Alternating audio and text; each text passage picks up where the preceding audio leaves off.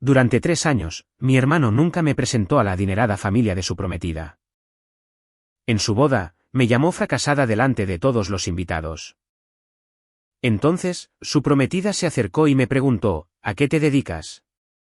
Respondí con una sola palabra. Ella dio un paso atrás. Y todo el salón de bodas se quedó en silencio. Mi hermana es una fracasada. Siento que haya venido hoy. Durante 3 años, mi hermano le había dicho a la rica familia de su prometida que yo no tenía carrera ni futuro, y que apenas existía, para que él pudiera ser el único éxito en la familia Lansing. 320 invitados. Sonrió al micrófono. El aparato temblaba en su mano. Me había ocultado a propósito. Les había dicho que yo era inestable. Les había dicho que no tenía nada que ofrecer en una mesa como esa. Les dijo esto frente a la esposa de un senador, un expresidente de la junta del hospital y el jefe de una clínica donde yo trabajaba. Me senté en la mesa del fondo, vestido negro, sin joyas, con las manos cruzadas sobre mi bolso. Dejé que terminara. No lo interrumpí. No me puse de pie. No tenía ningún plan para arruinar su boda. No había traído ningún discurso, ni documentos, ni carpeta de venganza. Solo tenía una palabra en mi boca. Y supe que en el segundo en que la dijera, la sala no lo volvería a mirar de la misma manera. Él no tenía idea de lo que estaba a punto de salir por la puerta de la cocina detrás de él. Si este tipo de crueldad familiar te conmueve, por favor tómate un segundo para dar me gusta y suscribirte. Eso le dice a YouTube que recomiende estas historias a las personas que las necesitan. Y dime en los comentarios desde dónde estás escuchando y qué hora es. Me encanta ver cómo se ilumina el mapa. Soy Rachel Lansing, tengo 34 años. Y esta es la historia del discurso de boda que acabó con toda la vida de mi hermano en menos de 90 segundos. Para entenderlo, tenemos que retroceder 16 años hasta el verano en que dejé de ser parte de esta familia. El verano en que cumplí 18 años, mi madre me acusó de robar $3.000 de su sobre de matrícula. Era junio. El sobre había estado en el mostrador de la cocina durante 2 semanas. Mi padre lo había estado contando frente a la televisión todas las noches de la misma manera en que contaba todo. Lentamente, moviendo los labios, con las gafas a mitad de la nariz. Ese martes por la mañana, el sobre estaba vacío. Mi madre gritó en la cocina. Bajé las escaleras con mi camiseta de la escuela secundaria y descalza. Ella sostenía el sobre en una mano y una chequera en la otra. Y le gritaba al refrigerador de la forma en que le gritaba a cualquier objeto que la hubiera ofendido. Mi padre entró en mi habitación sin llamar. Recogió mi mochila de la escuela, la volcó en el suelo y esperó. No había dinero allí. Había una copia de bolsillo de Jane Eyre, una barra de granola a medio comer y mi carta de aceptación a Yale que aún no les había mostrado. Recogió la carta de aceptación. La sostuvo bajo la lámpara. Leyó la primera línea. La dejó sobre mi tocador como si fuera un recibo. ¿Dónde está el dinero, Rachel? Le dije que no lo había tocado. Mi hermano estaba de pie en la parte superior de las escaleras. Ethan tenía 22 años entonces, acababa de salir del colegio comunitario. Vivía en casa y trabajaba a tiempo parcial en la misma compañía de seguros en la que eventualmente fracasaría hacia arriba durante los siguientes 16 años. Sostenía una taza de café. Estaba sonriendo. Siempre estaba sonriendo. Bajó las escaleras lentamente. Le dijo a mi padre muy suavemente que me había visto cerca del sobre el domingo por la noche. Que no había querido decir nada, que lo sentía. Mi padre se volvió hacia mí de nuevo. Rachel. Dije una sola frase. Yo no lo tomé. Mi madre entró en la habitación. Me miró de la forma en que miras una mancha en una alfombra que ya has decidido tirar. Ella dijo, siempre has sido la difícil. Empaqué una bolsa de lona esa noche.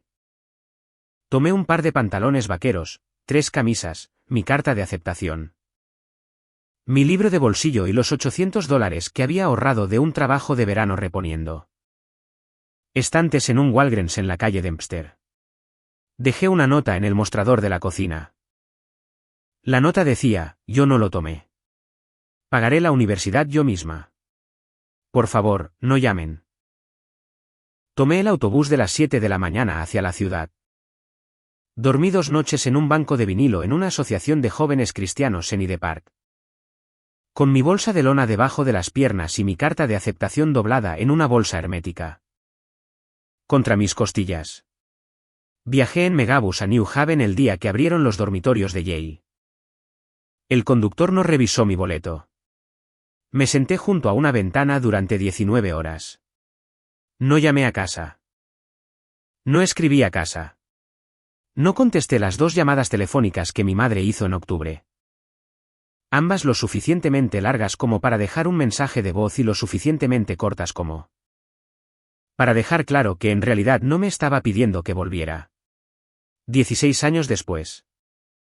Mi hermano reservaría el mismo salón de baile del Four Seasons donde mi mentor estaba a punto de entrar para tomar un cóctel. Y nadie en esa boda, incluido mi hermano, sabría en quién me había convertido en los años en que habían dejado de mirar. El primer año de universidad, tuve 3 trabajos. Fui camarera en un restaurante cerca del campus desde las 5 de la mañana hasta las 9 de la mañana. Coloqué libros en los estantes de la biblioteca Sterling desde las 6 de la tarde hasta las 11 de la noche. Los fines de semana. Limpiaba los baños de los dormitorios para el departamento de alojamiento porque el departamento de alojamiento pagaba mejor por hora. Aprendí a escribir ecuaciones de química orgánica en mi cabeza mientras frotaba los azulejos. Me enseñé a mí misma a dormir en fragmentos de 40 minutos. Llamé a mi madre una vez ese año. Era enero. Estaba sentada en la escalera porque mi compañera de cuarto tenía a su novio de visita. Le dije que había entrado en la lista del decano. Ella dijo: «Qué bien, Rachel».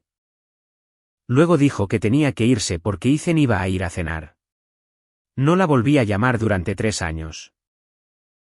Terminé mis estudios médicos previos en Yale en 3 años en lugar de 4 porque necesitaba la ayuda para la matrícula. Entré directamente a la Facultad de Medicina de Yale con una combinación de becas basadas en la necesidad y una pequeña beca institucional. Vivía en un apartamento estudio sobre un restaurante tailandés en Bidney Villa y comía del restaurante de abajo 4 noches a la semana porque el dueño recordaba mi nombre y me dejaba tener una cuenta abierta. Fui aceptada en Johns Hopkins para una residencia integrada en cirugía cardiotorácica de 5 años.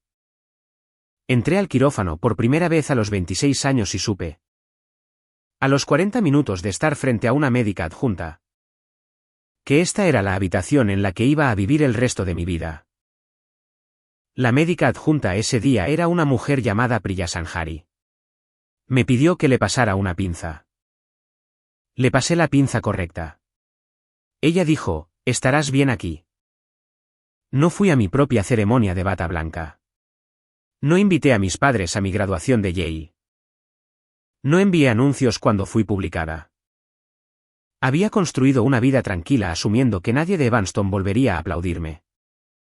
Y había dejado de inmutarme por ello.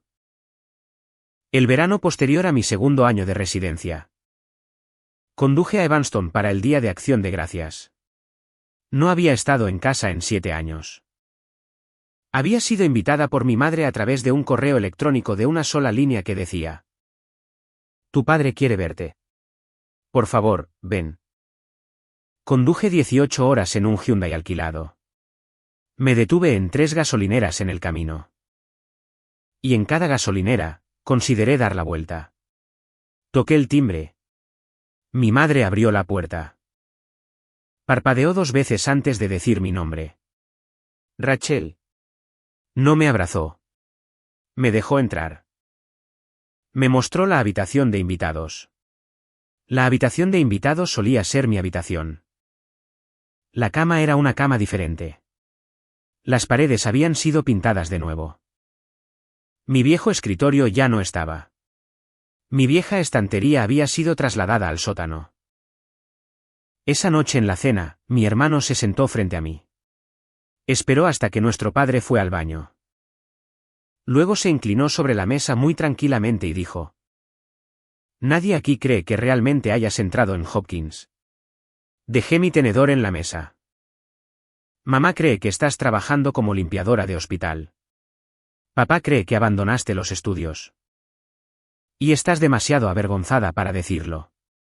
Les dije que estabas bien. Les dije que no preguntaran. No me lo arruines». Sonrió de la forma en que había sonreído en la escalera la mañana del sobre.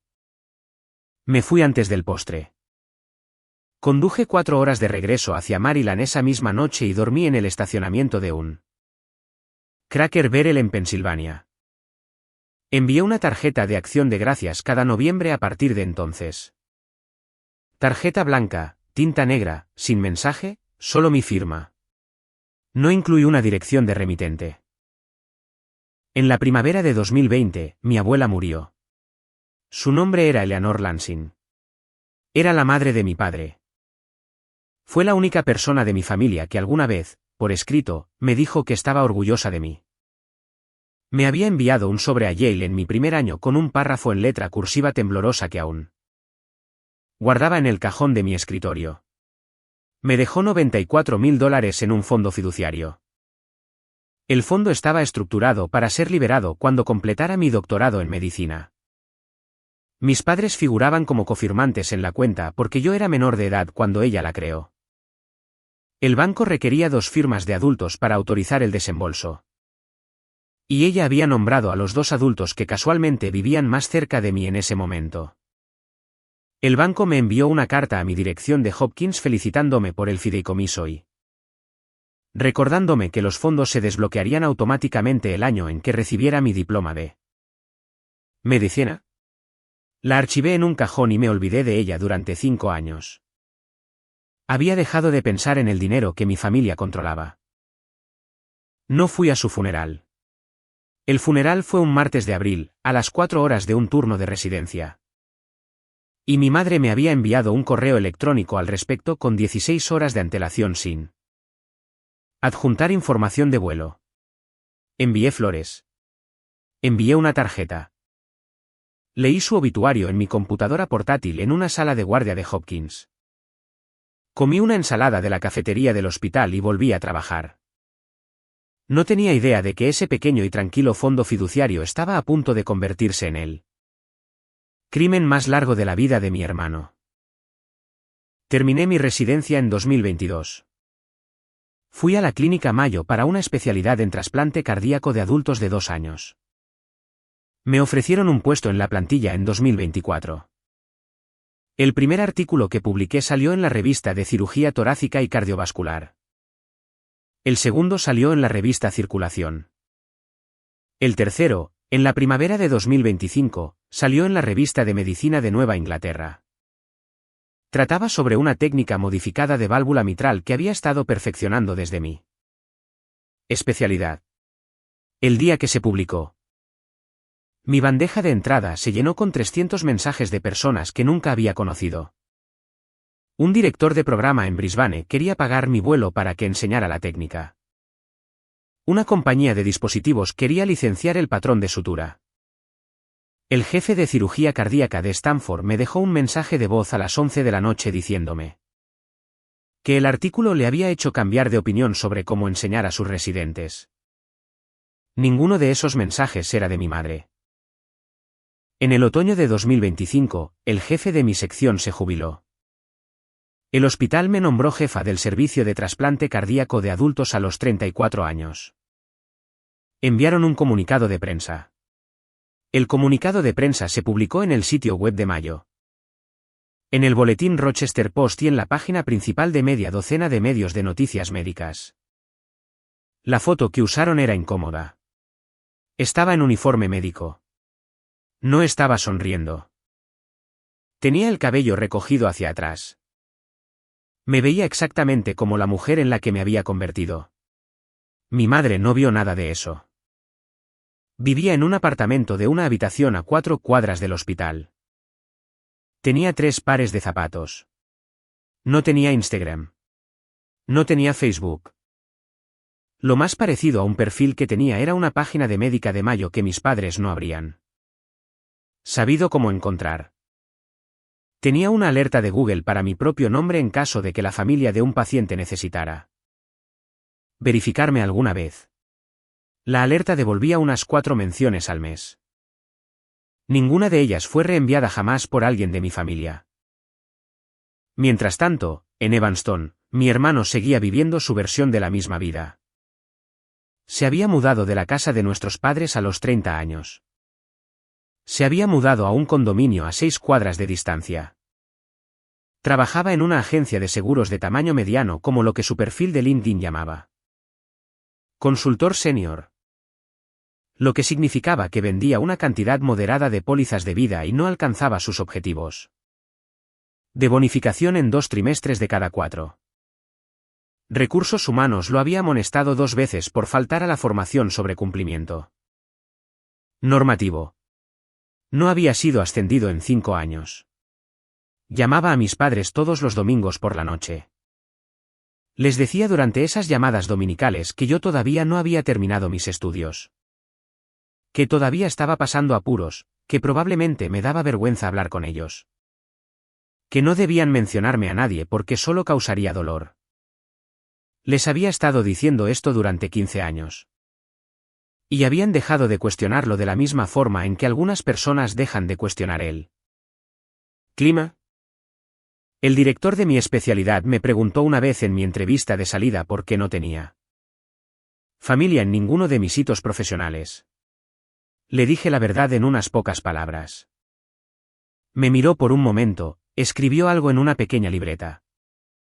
Luego cerró el archivo y me ofreció un trabajo. En enero de 2026, recibí un correo del banco First Federal Trust. Era una notificación de una sola página. Estado de cuenta anual y renovación de autorización de retiro. Titular de la cuenta Rachel Lansing. Firmante autorizada Rachel Lansing. Yo nunca había renovado nada. Me senté con la carta en el mostrador de la cocina durante casi 1 hora. Me hice una taza de té. Dejé que se enfriara. Me paré junto a la ventana. El cielo sobre Rochester era de un gris invernal y plano. Luego tomé mi teléfono y llamé al banco. La unidad de fraude del First Federal Trust extrajo el historial de mi cuenta mientras yo esperaba. En la línea. La música de espera era una suave versión instrumental de una canción que no había escuchado en 20 años. La mujer volvió a la línea y dijo muy cuidadosamente, «Doctora Lansing. El saldo del fideicomiso es actualmente 0. El fideicomiso había tenido $94.000 en 2020. Había habido 11 retiros entre enero de 2020 y octubre de 2025. Cada uno variaba entre $5.000 y $25.000. Cada uno había sido firmado en persona en una sucursal. Cada uno había sido firmado por, en palabras del banco, la titular de la cuenta, Rachel Lansing. Yo nunca había puesto un pie en una sucursal del First Federal Trust. Le pedí a la mujer que escaneara y me enviara por correo electrónico los 11 comprobantes de retiro. Llegaron esa misma tarde. Las firmas no eran malas. No eran perezosas. Quienquiera que hubiera estado firmando con mi nombre había practicado. La letra R era casi mía. La letra L se acercaba bastante. Para un cajero que mirara una licencia de conducir sostenida casualmente al otro lado de un mostrador, habría pasado. Pero para mí, el espaciado era incorrecto. Mis letras mayúsculas se inclinaban ligeramente hacia adelante. Estas se inclinaban hacia atrás. La barra transversal de mi letra T siempre era corta. Estas letras T tenían barras transversales largas, casi dramáticas. Me senté a la mesa de mi cocina con los 11 comprobantes ordenados cronológicamente. Leí las fechas. El primer retiro había sido 4 meses después del funeral de mi abuela. Los retiros se habían espaciado casi exactamente con 6 meses de diferencia durante 2 años. Luego habían pasado a ser cada 4 meses, luego cada 3. Quienquiera que estuviera haciendo esto había estado perdiendo la paciencia. Reenvié los comprobantes a una examinadora forense de caligrafía que el banco recomendó. Su nombre era Patrice. Había testificado en 26 casos federales. Le dije a mi jefe de sección que necesitaba un día libre por asuntos personales. No se lo dije a nadie más. 6 semanas después, la examinadora me devolvió un informe de 14 páginas. La línea de resumen decía, es la opinión de la examinadora. Con un alto grado de certeza profesional. Que las firmas cuestionadas no son obra del firmante de referencia. Había cuadros de comparación en el apéndice. Había fotografías de primer plano del ángulo de cada letra. Había una sección sobre el análisis de la presión. El banco luego analizó la información de la sucursal y la dirección IP. Todos y cada uno de los 11 retiros habían sido procesados en la sucursal del First Federal Trust en la avenida Sherman en Evanston, Illinois, a 6 cuadras de la casa de mis padres, a 3 cuadras del condominio de mi hermano. Lo supe antes de que el banco me lo dijera. Lo supe en el momento en que la mujer dijo que el saldo era 0. Lo supe cuando abrí el primer correo electrónico con los comprobantes. Vi la caligrafía equivocada y no sentí absolutamente nada en el pecho. Porque solo había confirmado algo que siempre había sabido. La forma en que siempre sabes sobre la familia de la que vienes. Incluso cuando has dejado de mirarla. No llamé a mis padres. No llamé a mi hermano. Tenía 2 opciones. Podía llamarlos y advertirles. O podía dejarlo reposar en silencio hasta que supiera exactamente cuán grande era el panorama completo. Lo dejé reposar. Mucha gente no entenderá esa elección. Lo diré claramente. Había pasado 16 años viendo a esta familia tratarme como si mi realidad fuera opcional. Si llamaba a mi madre y le decía: tu hijo ha robado $94,000 del dinero de mi abuela de una cuenta destinada a financiar mi formación médica, ella llamaría a mi hermano primero antes de devolverme la llamada. Porque siempre lo llamaba a él primero. Él tendría una respuesta lista antes de que yo terminara la frase. La respuesta sería que yo estaba mintiendo. La respuesta sería que yo misma había cobrado el fideicomiso y que ahora estaba inventando cosas para llamar la atención. Y mi madre lo creería porque lo había creído sobre el sobre de la matrícula cuando yo tenía 18 años. Y porque creerlo le costaría menos que creer la alternativa. No iba a darle esa oportunidad. Una semana después, recibí un grueso sobre color crema en el correo con mi nombre escrito a mano en el frente. La letra era de Vivien, cuidadosa y con bucles. Rachel Lansing e invitado. Hotel Four Seasons Chicago. Sábado, 18 de abril. Fue la primera cosa que mi hermano me había enviado jamás. Ni siquiera me había enviado una tarjeta de Navidad en 16 años. No lo había escrito él mismo. Lo había hecho su prometida. Probablemente había olvidado la dirección. Probablemente Vivien le había dicho que no te puedes casar sin invitar a tu hermana. Y él probablemente había discutido durante mucho tiempo y probablemente había perdido. Me senté en el mostrador de mi cocina por segunda vez en 3 semanas. Me serví un vaso de agua. Leí la invitación 3 veces. El papel era muy pesado. La tinta era de un negro suave. La fuente era una tipografía con remates que alguien había pagado mucho dinero por licenciar. Me había invitado porque su prometida insistió. Él no tenía idea de que yo iría. Llamé a una abogada federal especializada en delitos financieros llamada Annette Delany, que me había sido recomendada por un amigo de Hopkins. Nos reunimos en su oficina en el centro de Rochester un miércoles por la mañana. La oficina era pequeña. Las paredes eran del color del lino sin blanquear. Tenía una sola fotografía enmarcada en su escritorio de un labrador negro durmiendo en el suelo de una cocina. Le di el archivo. Lo leyó durante 40 minutos sin hablar. Hizo pequeñas marcas en un bloc de notas legal amarillo con su propia taquigrafía. Pasó cada página lentamente. Luego lo dejó sobre la mesa. Doctora Lansing. Este es un caso federal. Fraude bancario, fraude electrónico. Robo de identidad agravado. Cada retiro es un cargo propio. Estamos considerando 11 cargos antes de que siquiera extraigamos los datos del teléfono celular. Le pregunté qué pasaría. Ella dijo, si presentamos la demanda. La oficina de campo del FBI de Chicago se hace cargo. Su hermano será procesado en un plazo de 6 meses. Solo el monto del fideicomiso califica para las pautas de sentencia federal en el rango de 4 a 6 años. Con el robo de identidad agravado.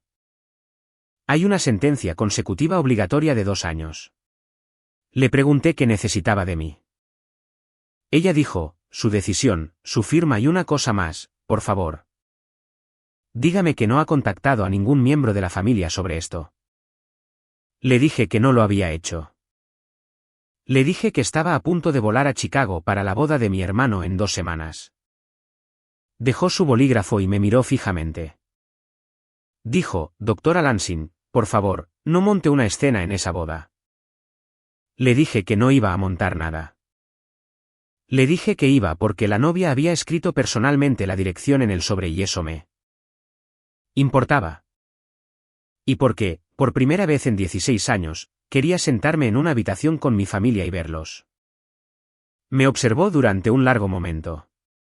Ella dijo, de acuerdo. Pero entienda que cualquier cosa que diga en esa boda podría terminar en una declaración jurada. Sí. Lo acusa públicamente. Sus abogados argumentarán que usted lo sabía antes de la boda y eligió humillarlo. Eso en realidad debilita nuestro caso. Vaya, siéntese, váyase. No lo enfrenté. Le dije que no tenía intención de enfrentarlo. Cerró el archivo. Dijo, presentamos la demanda el día después de la boda. Esa tarde, fui a casa y saqué el estado de cuenta de la tarjeta de crédito Chase de mis padres. Yo había sido cofirmante en una de sus tarjetas desde 2018. Cuando ayudé a mi madre a refinanciar su casa. Y el banco había exigido un cofirmante con buen crédito. Los estados de cuenta me llegaban por correo electrónico cada mes como notificación. Nunca los había abierto. Había configurado la regla de correo electrónico para que saltara la bandeja de entrada y se archivara automáticamente. No había mirado ninguno en 7 años. Abrí el de diciembre. Me desplacé hacia abajo. Abrí el de enero. Me desplacé hacia abajo. Allí estaba. Un solo cargo en la tercera semana de enero. Hotel Four Seasons Chicago. $40,000 exactos. Era el depósito de la recepción. Mi hermano había cargado el pago inicial de su boda a la tarjeta de crédito de mi padre. Mi padre no lo sabía. Mi padre era un profesor de historia de secundaria jubilado de 66 años que vivía de una pensión y una pequeña anualidad complementaria y que había estado comprando la misma marca de pizza congelada los domingos por la noche durante los últimos 15 años. No había volado en un avión desde 2009.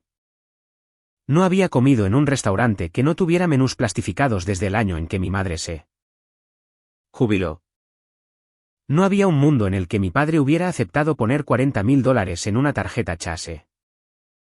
Revisé 3 años de estados de cuenta. Encontré otros 4 cargos de lugares.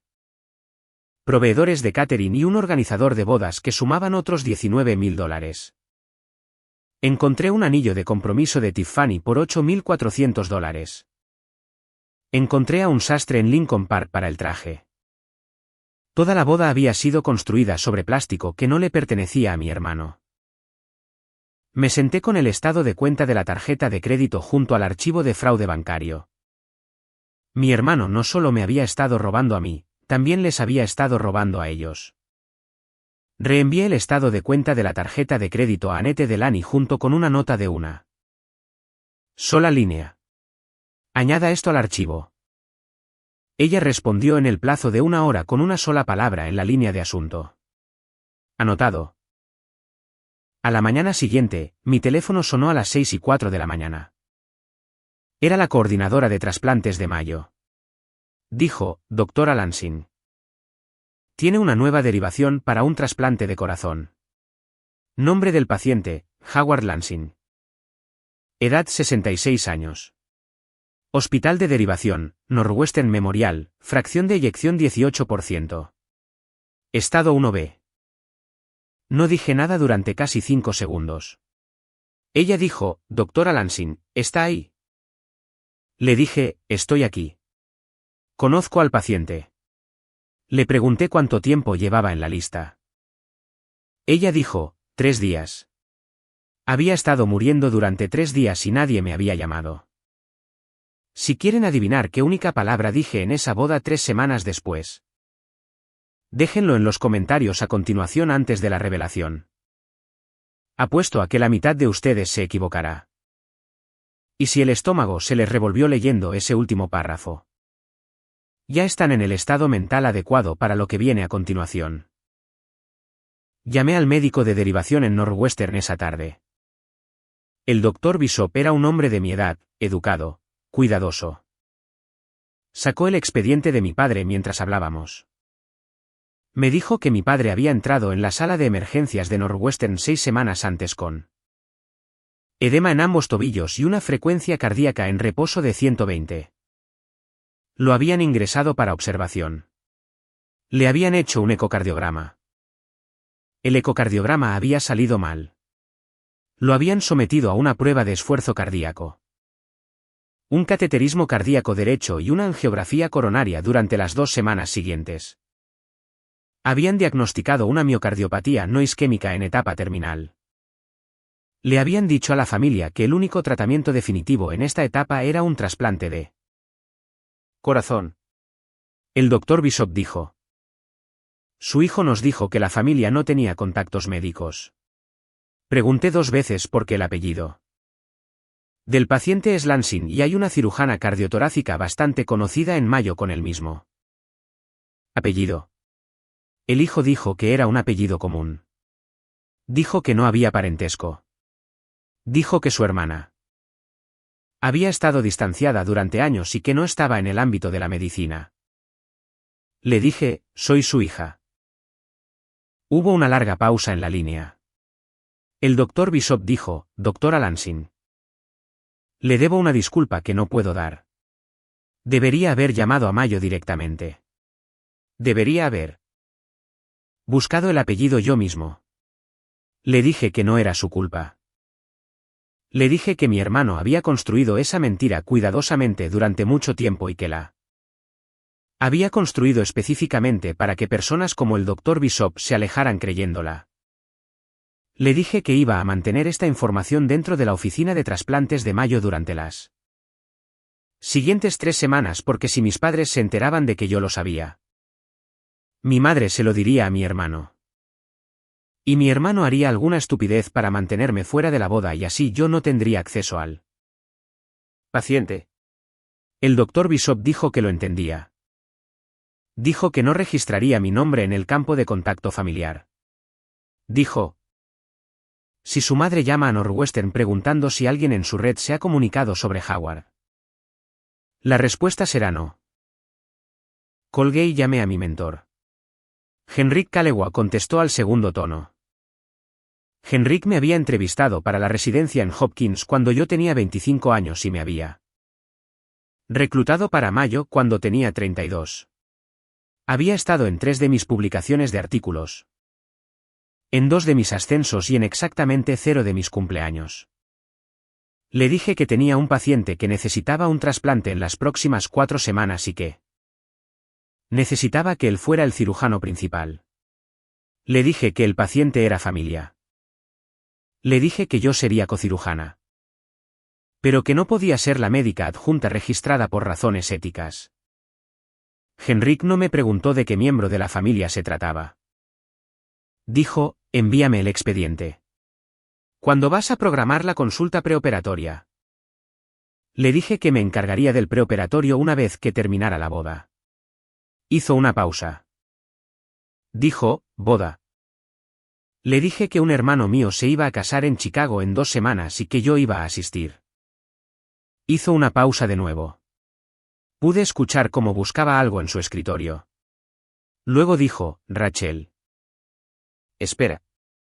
Tengo una invitación aquí en mi refrigerador. Ethan Lansing se casa con Vivienne Marchetti. Cerré los ojos. Dije, sí. Él dijo. Vivienne fue la residente a la que Walt Reyes supervisó en la clínica Cleveland hace 3 años. Walt me puso en la lista de invitados. ¿Por qué no me dijiste que tenías un hermano que se casaba en la misma boda? Le dije, porque nadie en esa boda sabe que existo. Se quedó en silencio durante mucho tiempo. Pude escuchar su respiración. Pude escuchar un bolígrafo hacer clic contra un escritorio. Luego dijo, Rachel, vas a estar bien. Le dije que estaría bien. Le dije que me iba a sentar en una mesa del fondo a mirar y que luego volvería a casa para operar a mi padre. Dijo, ellos lo saben. Le dije, no, mi hermano les ha estado diciendo durante 16 años que no tengo nada. ¿Le creen? Se quedó en silencio de nuevo. Luego dijo, te veré el sábado. Me quedé sentada con el teléfono en la mano durante 1 minuto después de que él colgó. Henrik no era un hombre que asistiera a bodas. Henrik asistía a cenas profesionales, conferencias quirúrgicas y a los funerales de sus propios antiguos pacientes. Una vez me había dicho en una fiesta de fin de año del departamento que los únicos eventos sociales a los que consideraba que valía la pena dedicarles los sábados por la noche eran aquellos en los que alguien estaba siendo certificado o enterrado. Había aceptado asistir a la boda de Vivienne Marchetti como un favor personal a un colega al que no había visto en 2 años. Y había aceptado antes de que nada del resto de esto existiera. Estaría en el bar. Tomaría una copa de vino tinto. Me vería. Me reconocería. Y en el momento en que viera a un extraño hablándome sobre mi profesión, acortaría la distancia porque Henrik me había estado protegiendo durante 9 años y no sabía cómo dejar de hacerlo. Yo no había planeado que mi mentor estuviera en la sala cuando yo dijera la palabra que iba a decir. Ahora iba a estar allí, y él iba a ser quien la confirmara. Volé al aeropuerto O'Hare el viernes por la mañana. Me registré en un hotel a 3 cuadras del Four Seasons. No me registré en el Four Seasons porque mi hermano había reservado el bloque familiar allí. Y no quería arriesgarme a verlo en el vestíbulo. El hotel que elegí era un Marriott antiguo y tranquilo en una calle lateral, con un vestíbulo pequeño y un portero aburrido que no levantó la vista cuando entré. Esa noche, caminé hacia allí para el ensayo. No entré. Me quedé de pie al otro lado de la calle y observé el frente del edificio durante 40 minutos. Vi a mi madre llegar en un coche de ciudad. Tenía 64 años. Su cabello se había vuelto casi completamente gris. Estaba más delgada de lo que recordaba. Llevaba un traje azul oscuro y un collar de perlas que nunca había visto antes. Entró al edificio apoyándose ligeramente en el brazo de mi hermano. Vi a mi padre salir del coche. Estaba en una silla de ruedas. Yo no había estado preparada para eso. Había leído el expediente. Había leído la fracción de eyección. Había calculado los números de su índice cardíaco. Sabía matemáticamente cómo se veía la insuficiencia cardíaca en etapa terminal a los 66 años. Pero no me lo había imaginado en una silla de ruedas. Llevaba su viejo traje gris. El cuello le quedaba holgado. Había perdido 20 libras. Su piel tenía el tono gris que usamos para enseñar a los médicos internos cómo se ve la perfusión. Deficiente cardiogénica. Estaba mirando la acera mientras mi madre hablaba con el portero. Me quedé de pie al otro lado de la calle durante otros 10 minutos. Nunca levantó la vista. Regresé caminando a mi hotel. Me senté en el borde de la cama durante 1 hora y no lloré. No había llorado por mi familia desde que tenía 18 años y no iba a empezar en un Marriott la noche antes de la boda de mi hermano. Llamé a mi abogada, Annette Delany. Contestó al tercer tono. Le dije que mi padre estaba en la lista de trasplantes. Le dije que iba a operarlo en 8 días. Le dije que todavía quería presentar la demanda contra mi hermano. Se quedó en silencio por un momento. Luego dijo, Doctora Lansing, ¿está segura? Le dije que nunca había estado más segura de nada. Le dije que si no presentaba la demanda, mi hermano le haría esto a alguien más después de la boda porque eso era lo que había estado haciendo durante 16 años. Y la gente no deja de hacer lo que le funciona hasta que alguien los obliga a parar. Ella dijo, presentamos la demanda el lunes por la mañana. Colgué. Desempaqué mi vestido. Era un vestido largo y negro que había comprado para una cena de la junta médica hacía 2 años. No tenía adornos. Era el tipo de vestido que una persona usa cuando no quiere ser fotografiada. Lo dejé sobre la silla del escritorio. Me fui a dormir a las 9:45. El sábado por la mañana, me desperté a las 6. Bebí café. Comí una tostada. Leí un capítulo de un libro sobre la historia de los marcapasos y no retuve ni una sola oración. A las 3 de la tarde me vestí. A las 4, caminé hacia el Four Seasons. La hora del cóctel comenzaba a las 4:30 en el gran salón de baile. Le entregué mi abrigo a un hombre en la puerta. Una organizadora con un portapapeles comprobó mi nombre en su plano de asientos. Vi cómo su rostro pasó por 3 expresiones en 2 segundos. Dijo, Mesa 32, al fondo de la sala. Me habían puesto en la mesa más alejada de la mesa principal. Me habían puesto con los primos segundos y el asistente del organizador de bodas. Le di las gracias. Crucé el salón de baile. Me senté. Mi madre me vio desde el otro lado de la sala. Caminó lentamente hacia mí. Se detuvo junto a mi silla. No se sentó. Dijo, Rachel, ¿viniste? Le dije, sí. Dijo, por favor, no hagas nada extraño hoy. Dije, no planeo hacerlo. Se alejó. Unos minutos más tarde, pasaron a mi padre en su silla de ruedas por delante de mi mesa. Me vio. Sus ojos se fijaron en mí durante un largo rato. No dijo nada. No asintió. Me miró de la forma en que miras a alguien que solías conocer. Luego pasó de largo. A las 5. Mi hermano subió a la pequeña plataforma en la cabecera de la sala y dio 2 golpecitos al micrófono. Sonrió de la forma en que siempre sonreía. Comenzó su discurso.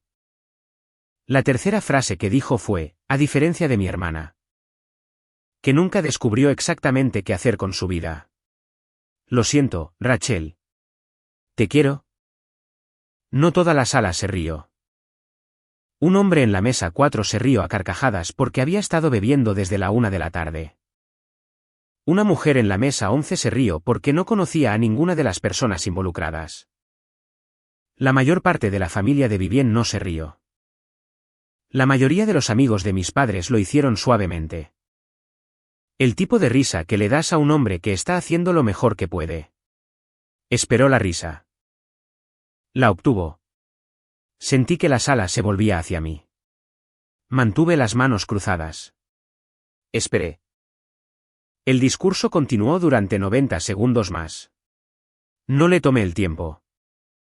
Otras personas le tomaron el tiempo más tarde en las demandas y en las declaraciones juradas y en las largas entrevistas que Vivien Marchetti concedió para el perfil de la revista que salió en diciembre del año siguiente. Dijo que yo había abandonado los estudios. Dijo que nunca había construido nada. Dijo que yo no tenía un trabajo. Que nunca había tenido un trabajo realmente. Que él había estado manteniendo a nuestros padres emocional y financieramente durante años porque yo me había desconectado. Lo dijo de la forma en que cuentas una historia entrañable en un homenaje cómico. Lo dijo con la cadencia de un comediante.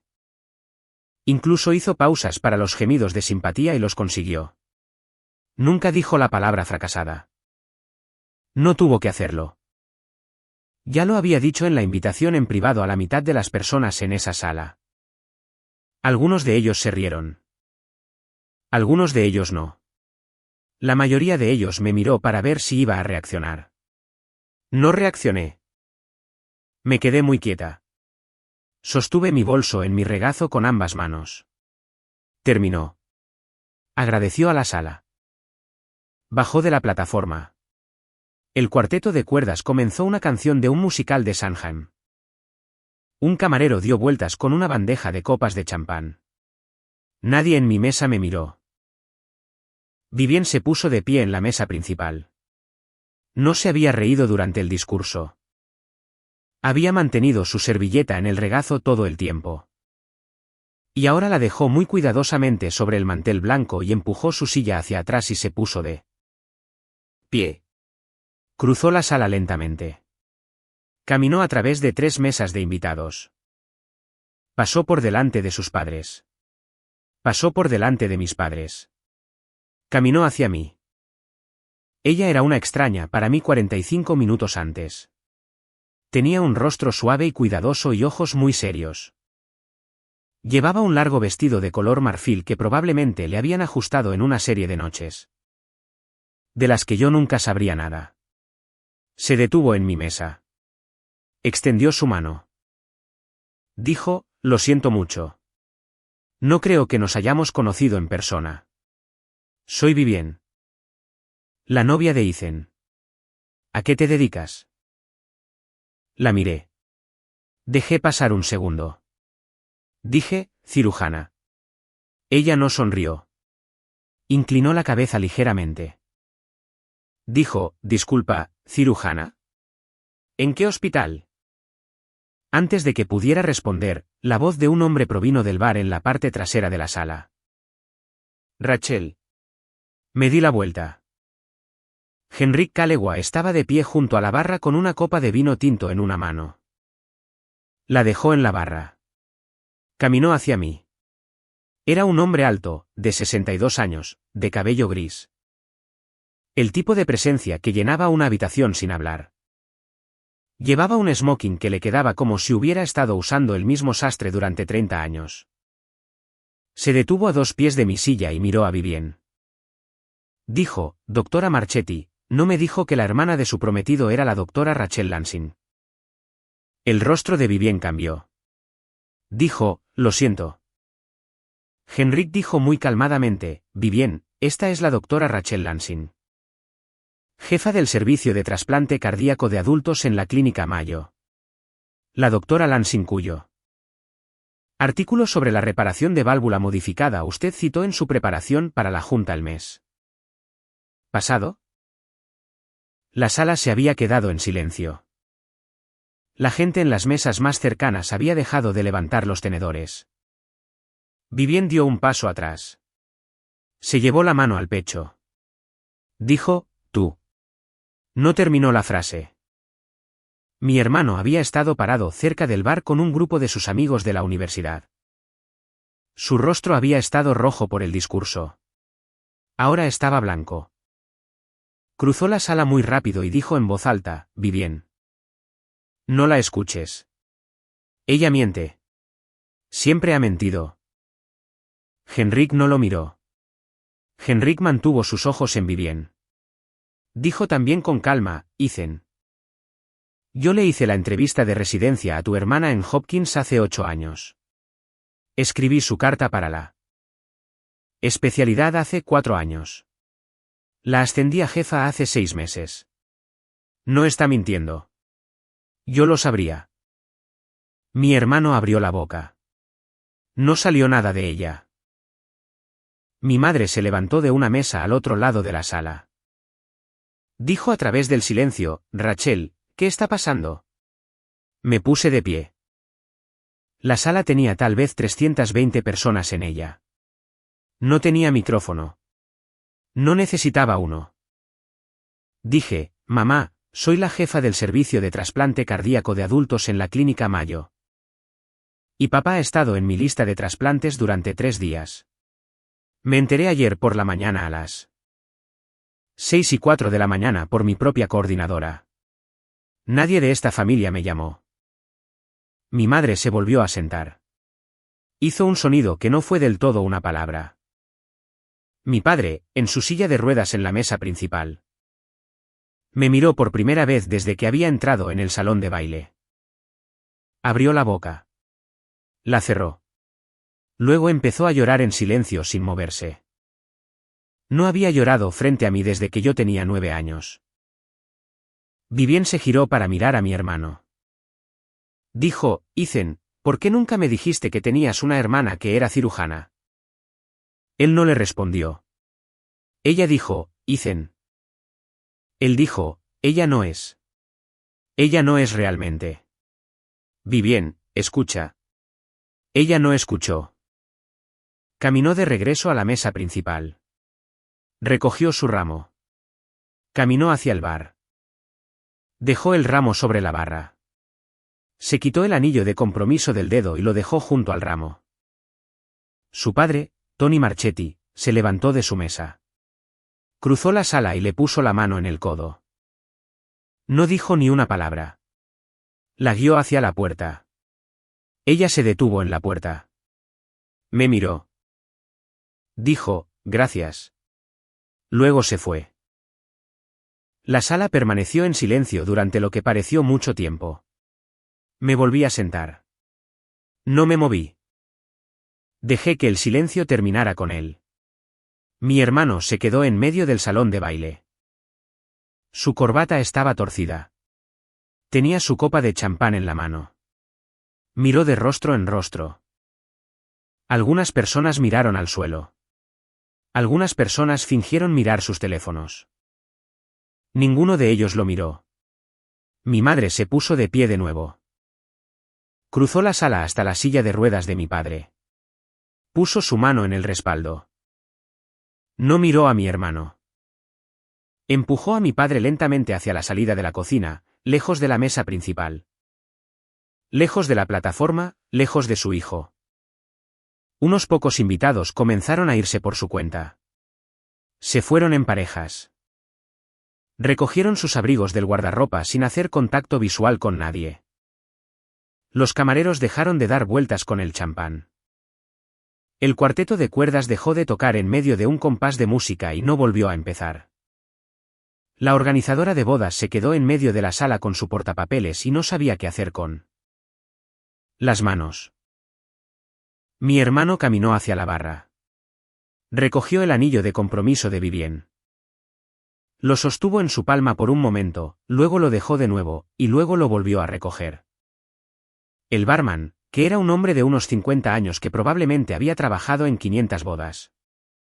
Le quitó suavemente el anillo de la mano y lo puso en una pequeña bolsa de terciopelo y lo deslizó por la barra hacia un gerente del hotel que había aparecido de la nada. Me quedé sentada en mi mesa durante 2 minutos más. Luego tomé mi bolso y me puse de pie. Una mujer en la mesa de al lado, la tía de alguien que nunca sabría de quién era. Me tocó el codo cuando pasé. Dijo muy en voz baja, cariño, gracias. Asentí. Seguí caminando. Salí del salón de baile 1 hora después. No me despedí de mi madre. No le hablé a mi hermano. Esperé hasta que mi padre fuera sacado de la habitación en su silla de ruedas por un empleado del hotel. Y luego lo seguí a distancia y vi a mi madre ayudarlo a entrar en la parte trasera de un coche. Volví a mi hotel. Me quité el vestido negro. Llamé a la coordinadora de trasplantes de Mayo y le pedí que elevara el estado de mi padre de 1B a 1A tan pronto como cardiología aprobara el cambio.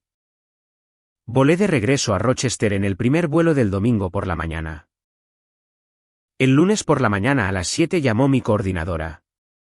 Dijo, doctora Lansing. Tenemos un corazón de donante. Tipo de sangre o tamaño compatible. Proyección de tiempo isquémico. De 8 a 10 horas. El equipo de extracción está en Indianápolis. El corazón llega a las 9. Cirugía. Programada a las 10. Llamé a Henrik. Dije, adelante.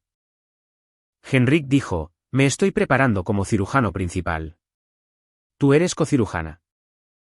Llamé al presidente del Comité de Ética de Mayo. Le expliqué la situación. Dijo, la cocirugía es apropiada.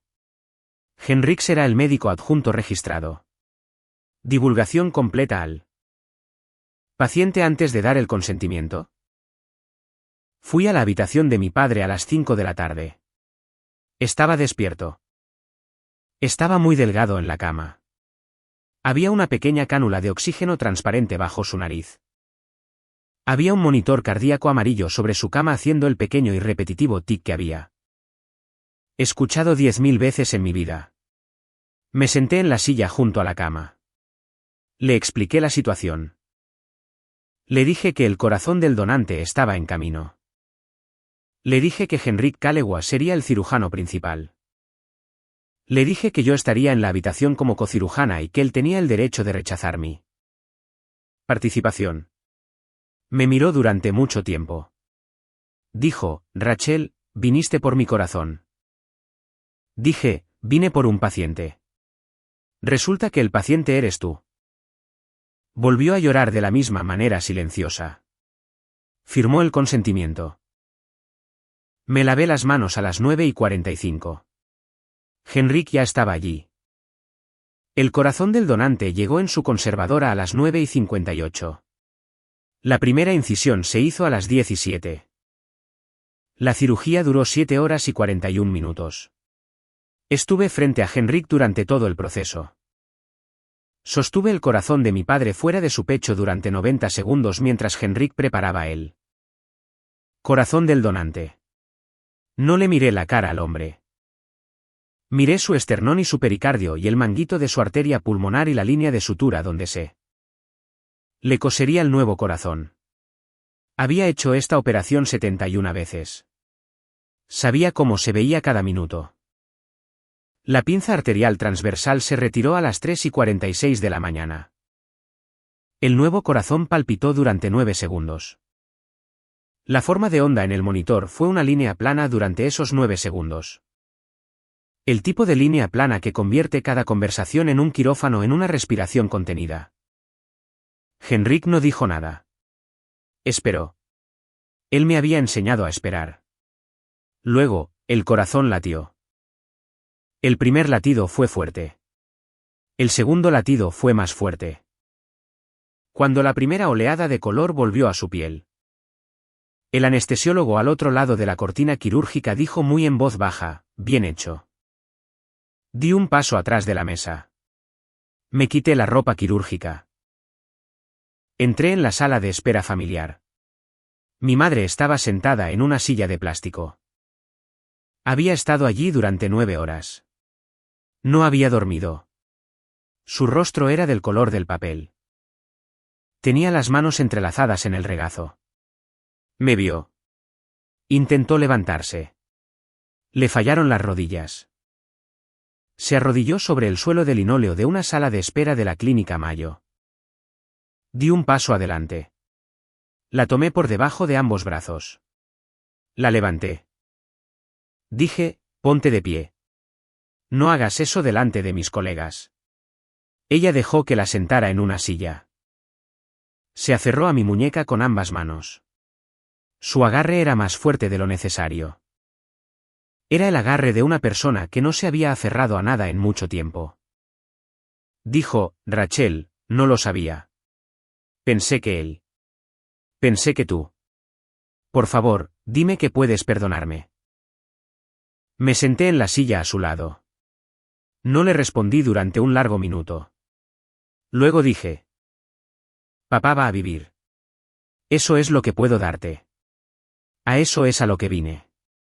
El resto será una conversación. Ella asintió. Siguió sosteniendo mi muñeca. Dijo. Él me dijo que habías fracasado. Me dijo que te habías convertido en una persona que no contestaría. El teléfono. Me dijo que yo tenía que elegir entre avergonzar a la familia y avergonzarte a ti y que Ni siquiera querrías sentir vergüenza porque ni siquiera sabrías que estábamos hablando de ti. Le creí. Dije, lo sé. Ella dijo, debería haber preguntado. Dije, sí, deberías haberlo hecho. No dijimos nada más por un tiempo. Entró una enfermera. Le dijo a mi madre que mi padre había sido trasladado a la sala de recuperación y que estaba estable. Mi madre le dio las gracias. La enfermera se fue. Me puse de pie. Le dije a mi madre que necesitaba documentar el caso antes de ir a casa. Le dije que volvería por la mañana. Ella asintió. No se levantó para seguirme. Se quedó en la silla de plástico con las manos en el regazo. Salí de la sala de espera y caminé por el pasillo. Llegué al vestuario antes de sentarme en el banco y dejé que mi espalda encontrara la pared y me quedé allí durante mucho tiempo. 3 semanas después, Vivienne Marchetti terminó formalmente su compromiso con mi hermano. Su padre devolvió todos los regalos que la novia había recibido. Pagó la parte de la familia Marchetti de la factura de la boda en su totalidad y no pidió ningún reembolso. Dejó un único mensaje de voz en el teléfono de mi hermano que, eventualmente, mi hermano le reprodujo a su abogado durante la fase de presentación de pruebas. El mensaje de voz duraba 12 segundos. Los primeros 6 fueron de silencio. Los últimos 6 fueron una sola frase. No volverás a llamar a mi hija. Su familia emitió un comunicado de una sola frase a un amigo en una revista. Decía, la familia Marchetti no hará más comentarios sobre el asunto. El Four Seasons le envió a mi padre un reembolso por la mitad no utilizada del bloque de la recepción. También le enviaron una carta separada dirigida a él personalmente preguntándole si debían anular el cargo original de $40,000 en su tarjeta Chase. Mi madre leyó esa carta en la mesa de su cocina y me llamó llorando. 6 semanas después. La oficina de campo del FBI en Chicago acusó formalmente a mi hermano de 11 cargos de fraude bancario, 11 cargos de fraude electrónico y un cargo de robo de identidad agravado. Pagó la fianza. Contrató a un abogado. La postura inicial del abogado fue que los retiros del fideicomiso habían sido autorizados verbalmente por nuestros padres en mi nombre. La primera declaración jurada deshizo esa postura en unos 30 minutos cuando mi madre, bajo juramento, dijo que nunca en su vida había visto un solo documento del banco First Federal Trust. 7 semanas después de la boda. Mi padre entró a la clínica de cardiología de Mayo sobre sus propias piernas para su primer seguimiento. Se sentó en la silla de examen. Me miró. Dijo, Rachel, te rechacé durante 16 años. Me salvaste la vida de todos modos. Dije. Yo no te salvé. Salvé a un paciente llamado Howard Lansing. Hay una diferencia. Aún no estoy lista para hablar de lo otro. Asintió. Lo entendió. Esa tarde, mi madre voló a Rochester y se reunió conmigo en la cafetería. Trajo una pequeña carpeta con extractos bancarios y una línea de tiempo escrita que había preparado en la mesa de su cocina durante el mes anterior. Yo no le pedí que hiciera esto. Lo había hecho por su cuenta. Me senté frente a ella. No toqué la carpeta. Dije, esto es lo que necesito de ti. Mamá. Nunca le darás a Ethan ni $1 más. Ni para un abogado, ni para una fianza. Ni para gastos de subsistencia. Cuando salga de la custodia federal, y eventualmente saldrá, no le permitirás volver a mudarse a la casa. No volverás a firmar ninguna cuenta para él nunca más. Si haces alguna de esas cosas, lo sabré y dejaré de contestar tus llamadas. Ella puso las manos sobre la mesa. Le temblaban un poco. Dijo, ¿qué pasa si está desesperado? Dije. Entonces estará desesperado. Eso es lo que les pasa a las personas que les roban a sus padres y a su hermana durante 5 años. Ese no es un problema que tú y yo estemos obligadas a resolver. Se quedó en silencio durante mucho tiempo. Luego asintió. Si alguna vez has tenido que establecer una condición estricta solo para mantener el contacto con las personas que te criaron, ya sabes lo que esa conversación nos costó a ambas. Cuéntame en los comentarios. ¿Cuál fue tu condición y se mantuvo? Los leo todos. Ahora es otoño. Mi padre viene a Mayo cada 6 semanas para su seguimiento. Está en rehabilitación cardíaca 3 días a la semana. Ha recuperado 9 libras. Ha recuperado su color. Su fracción de eyección es del 52%. Él y yo nos reunimos a tomar un café en la cafetería del hospital después de cada cita. Él pide un café solo pequeño. Yo pido un té verde. Habla sobre el clima en Evanston, sobre el magnolio del jardín delantero. Sobre el nuevo farmacéutico del Walgreens de Dempster que lo reconoce por su nombre. No me pregunta por mi hermano. Yo no menciono a mi hermano. Hay una larga lista de temas que hemos acordado, sin decirlo nunca. Dejar dentro del perímetro que hemos trazado. Me preguntó la semana pasada qué iba a hacer con mis tardes ahora que él estaba estable. Le dije que iba a iniciar una beca. El fideicomiso Lansing otorgará $20,000 anuales a estudiantes de medicina a quienes sus familias les hayan cortado el apoyo financiero. Está financiada por el dinero recuperado del fideicomiso que el banco me devolvió. Más una contribución anual de mi salario. No requiere un ensayo sobre reconciliación. No requiere una llamada telefónica a casa. Solo requiere que el estudiante siga adelante. La primera beneficiaria es una joven de un pequeño pueblo de Ohio a la que sus padres dejaron de hablarle desde que salió del armario a los 21 años. Está en su segundo año de la Facultad de Medicina.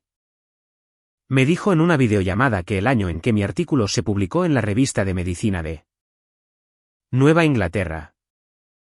Había pegado una copia impresa del resumen sobre su escritorio porque le había recordado que había médicos ahí fuera que no necesitaban que sus familias fueran las que les dijeran que iban a ser médicos. No le conté nada de esta historia. Le dije, felicidades, y usa este dinero para comprar libros de texto y comer comida de verdad. Mi hermano está a la espera de la sentencia. Su abogado pide 36 meses. La oficina del fiscal de los Estados Unidos pide 70. El juez aún no se ha pronunciado. Él se queda con un amigo de la universidad en Lakeview mientras espera. Perdió su trabajo en la agencia de corretaje. El estado de Illinois le ha prohibido formalmente tener cualquier licencia de seguros. El Servicio de Impuestos Internos le ha informado que hay un asunto civil paralelo relacionado con los ingresos no declarados de los retiros del fideicomiso. Mi madre no le envía dinero. Hasta ahora, se ha mantenido firme. Él le envió una larga carta el mes pasado pidiéndole ayuda con el asunto del Servicio de Impuestos Internos. Ella me mostró la carta en nuestro siguiente café. Ya había escrito en la parte inferior con lápiz 3 palabras. No responder. Vivien Marchetti aprobó sus exámenes de la Junta en mayo. Solicitó ingresar a mayo para una especialidad en trasplante cardíaco en julio a través del proceso normal del Programa Nacional de Asignación de Residentes. El comité de selección la evaluó sin mi participación. Fue aceptada. Comenzará su especialidad el próximo verano. No hemos hablado desde la boda. Me han dicho que es excelente. Cuando llegue a Rochester, otra persona será su supervisor directo. Eso es lo correcto. Le envié a mi madre una tarjeta por su cumpleaños. No escribí un mensaje largo en ella. Escribí mi nombre. Algunas familias te piden que sangres por ellas. Lo más fuerte que he hecho en mi vida fue dejar de sangrar y empezar a operar.